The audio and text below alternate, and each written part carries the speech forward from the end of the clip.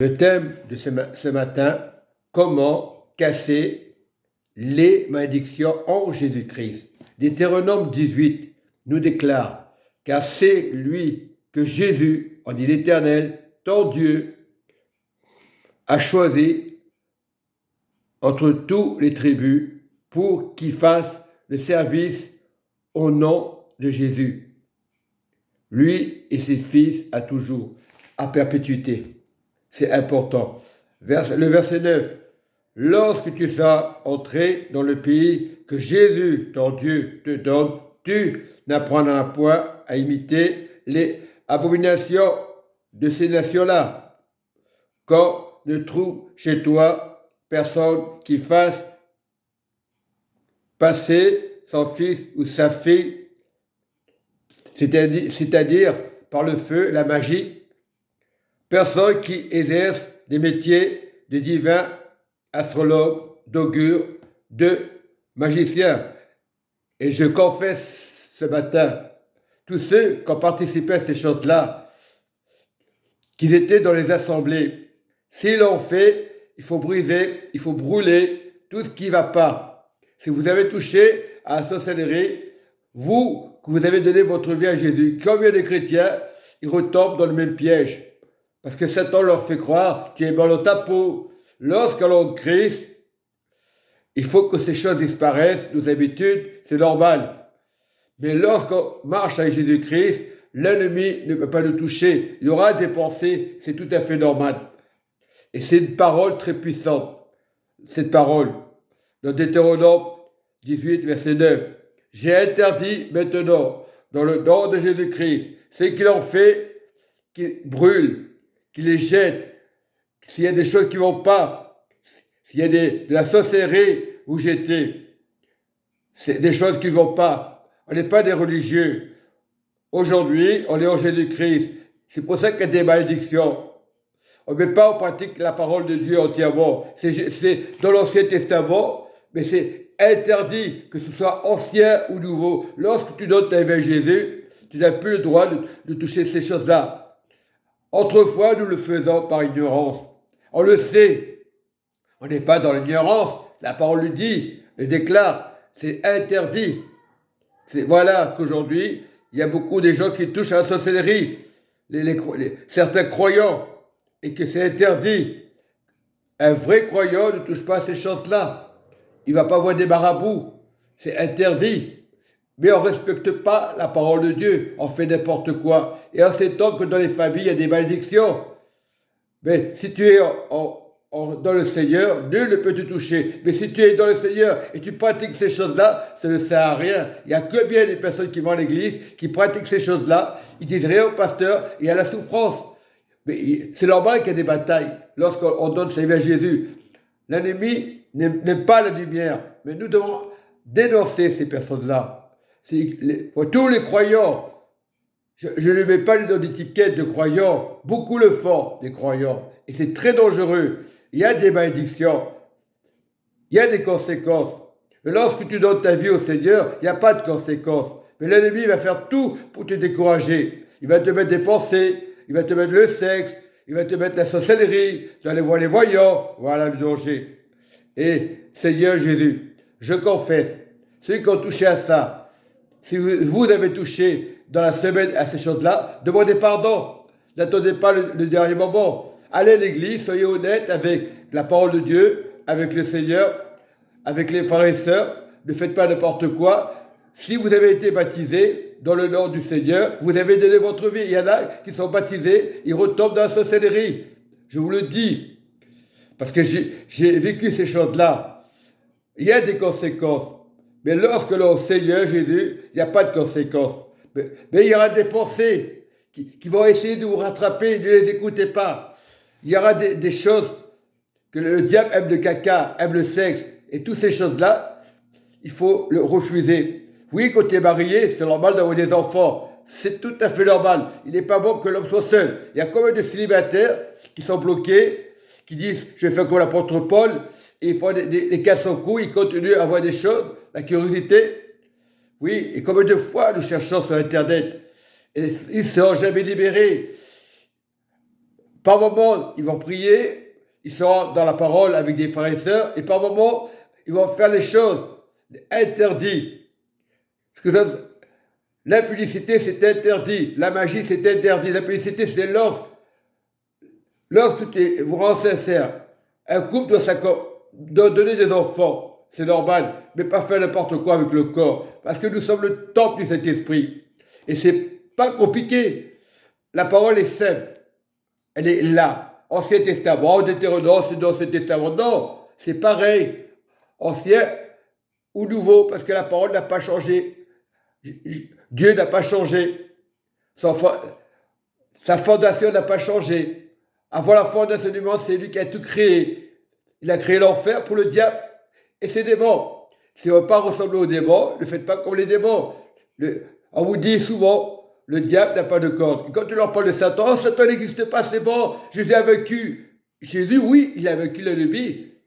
Alors quand je dis le diable, c'est dans la tête. Mais on active l'enfer. L'enfer existe. Mais il y aura des pensées, c'est normal. Il y a les ténèbres et la lumière. Marchant dans la lumière. C'est pas une question de religion. Ah, moi je suis musulman. Ah, moi je suis chrétien. Ça n'a rien à voir. Lorsque tu es dans le Seigneur, la magie c'est interdit, c'est interdit. Il y en a qui disent, oh, pour faire du bien, ton corps fait du bien. C'est interdit. Le diable dira, ton corps fait du bien. Oui, la personne sera bien. Un moment, il aura des problèmes. Il n'y a pas de divination. Lorsque tu marches dans cette parole, personne ne peut deviner dans ta tête. Deutéronome, se détermine le Nouveau Testament. Et Dieu n'est pas les ténèbres. Jésus n'est pas les ténèbres. Jésus n'est pas le fils du diable. Parce que les pharisiens et les scribes l'ont condamné. Il était Dieu, il était la lumière. Et ça dérangeait les ténèbres. Les religieux sont souvent dans les ténèbres. C'est parce que tu prends un chapelet, ça y est, tu es sauvé. Ça n'a rien à voir. C'est le cœur qui doit parler. C'est comme une sorte de sorcellerie. Tu vas avoir la paix. Tu vas avoir l'impression que toutes les religions, que tu sois musulman, catholique, tu as le chapelet, tu as l'impression d'avoir la paix. C'est une paix éphémère qui ne dure pas. La vraie paix, c'est dans ton cœur. C'est la parole de Dieu. C'est l'intérieur. C'est pas un philosophe, il lit la parole, c'est bon. Tu peux lire la Bible 50 fois. Mais tu vas rien comprendre, parce que tu n'es pas dans l'esprit de Dieu. Il y a des batailles, c'est normal pour tout le monde. Et je bénis ce matin, papa, que la grâce de Dieu touche les personnes, qu'ils abandonnent ces choses-là, qu'ils soient honnêtes avec Dieu. Voilà, honnête avec Dieu, c'est changer la vie des familles, c'est avoir des finances. Pourquoi on bloque les finances? On parle que des finances. Parce qu'on continue à faire la sorcellerie. Le fidèle qui va à l'église, il a fait une chose, il va pas le dire au pasteur. Il croit qu'en voyant la sorcellerie qu'il aura la puissance de l'église, c'est la puissance de Satan. Parce que Satan connaît la parole aussi par cœur, mais il ne connaît pas la puissance de Dieu. C'est ça la différence que les chrétiens ne comprennent pas. Tu peux connaître la parole par cœur, mais si tu fais du mal après, ça ne sert à rien. Voilà, la sorcellerie, on dit c'est interdit, c'est interdit. Ça, c'est les hommes qui ont inventé la voyance.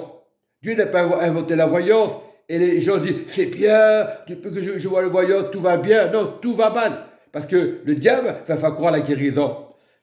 Voilà, il y a des guérisons. Mais parce que tu pratiques les choses diaboliques. Et il peut y avoir des miracles, des faux miracles. Et voilà, et si tu meurs, tu sais où tu iras. Ou tu arrêtes la sorcellerie, ou tu marches avec Dieu. Le Dieu, il est dans le cœur. Il est Dieu unique pour tous les croyants, le Seigneur Jésus, qui est mort à la croix, ressuscité, son sang a coulé, il n'y a plus de sorcellerie. Malgré qu'on parle de la croix et je continue la sorcellerie, ça ne marchera pas. Chaque fois, ça va annuler. Si vous êtes des chrétiens honnêtes, des chrétiens, des fidèles honnêtes, vous arrêtez ces choses-là. Et il y aura moins de problèmes dans les familles. Il y aura plus de conversion. Si Dieu est avec nous, qui sera contre nous? Tout le monde le dit dans les églises. Si Dieu est avec nous, qui sera contre nous? Combien de fois j'avais un frère qui faisait la sorcellerie, il disait pareil, comme le pasteur, si Dieu est avec qui sera contre nous? Et il continue à faire la sorcellerie. Il faut casser ces choses-là. On a donné sa vie au Seigneur. Voilà, pas aux religions. Les religions ne sont pas. Il y a beaucoup de religions, ils sont gentils, les gens tout en rang, c'est le Seigneur Jésus. C'est ça le réveil. C'est pas une question parce que tu as de l'argent ou plus ou moins, ça ne va rien changer. Si tu n'es pas honnête envers Dieu, il y a quand même des gens qui donnent l'impression, Dieu va changer, Dieu t'a sauvé parce que tu as été vers Jésus. Dieu t'a donné des finances parce que tu as été vers Jésus. Donne pour Dieu. C'est un remerciement à Dieu. C'est ça, donner à Dieu. Ou tu donnes avec amour. Mais dis pas, j'ai donné et tu montres des trucs. Moi, l'argent t'a pas sauvé. Dieu t'a sauvé parce que ta vie a changé. Les accidents, ça arrive à n'importe qui. Et je le répète, l'argent ne sauve pas. Purée, soyez pas têtus. Parce que la sœur est bien dans l'église, ça y est, le pasteur chouchounette, chouchouchou.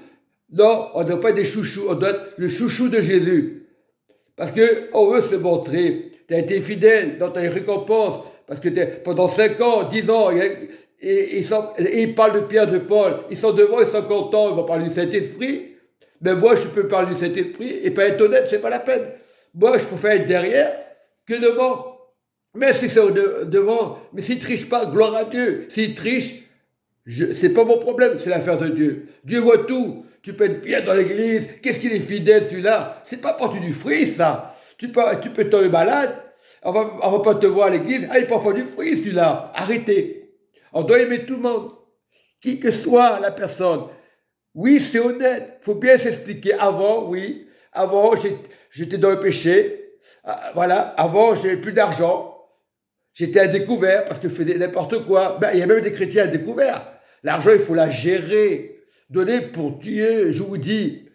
Si tu donnes pour le monde, dans l'église, tu peux inconsciemment lui donner de l'argent. L'argent, tu vas tomber comme maman et il n'y aura plus de sanctification. Dieu aime tout le monde. La main de Dieu travaille. C'est ça. C'est pas pour être jaloux. Moi, je vous dis la vérité. C'est pas bien de dépenser l'argent. C'est vrai. Il vaut mieux donner à l'église. Oui, mais ça s'est trompé. Mais Dieu te dit, lorsque tu donnes ta vie à Jésus, tu ne parles de personne. Tu donnes, amen. Tu bénis la personne. C'est pas en montrant aux gens qui vont donner, en montrant des trucs, des choses, des photos. C'est pas la photo, c'est la foi personnelle. Et je le répète, c'est pas méchant. C'est un exemple qu'on donne des fois dans les églises. Mais moi, je dis, celui qui va être libéré, qui donne pour Dieu. Qui ne regarde pas le pasteur, j'ai pas donné, il va me critiquer. Eh bien, si tu as critiqué, qu'est-ce que ça peut faire? Tu t'en fous, tu ne juges pas, tu dis Amen, celui qui donne 10 000 euros, Amen, celui qui dit 1 euro, Amen, et on ne reste pas dans argent. Après, on va s'accoutumer, habituer, il faut de l'argent, c'est vrai. Pour avancer, pour l'évangile, pour être à l'aise, c'est vrai, mais sors des bâtiments. Il n'y a pas que dans l'église, il faut de l'argent. On n'a pas le choix, mais tu donnes à Dieu, simplement. Ne pose pas la question. Voilà, tu peux témoigner. Oui, depuis que je suis dans le Seigneur, j'ai plus de finances. C'est ça une vérité. Dis pas, l'argent m'a sauvé. L'argent ne le sent pas du tout. Parce que le Dieu dira, l'argent m'a sauvé. Le Dieu peut dire ça. J'ai donné ma vie à Jésus. Depuis que je suis avec Jésus, j'ai plus de problème, j'ai plus de dettes. Mais il y en a qui sont à Jésus, ils ont toujours des dettes. Parce qu'ils n'ont pas compris. Parce qu'ils mélangent les ténèbres, ils mélangent Jésus, tout à la fois. Ou tu marches avec Dieu ou une maman. Beaucoup des chrétiens, tu les vois dans l'église, 40 ans, ils vont aimer, ce qu'il est bien, il m'a donné ci et ça. Arrêtez. Ça fait la pagaille. Donne, témoigne. Toujours dit, grâce au Seigneur. D'abord, il passe le Seigneur, et après tu peux témoigner. Tu peux témoigner, c'est bon, parce que je marche au Seigneur, je peux donner. Voilà, Dieu change le compte, la banque de Dieu. C'est rien compliqué. Voilà. Ça met la division. C'est pas méchant.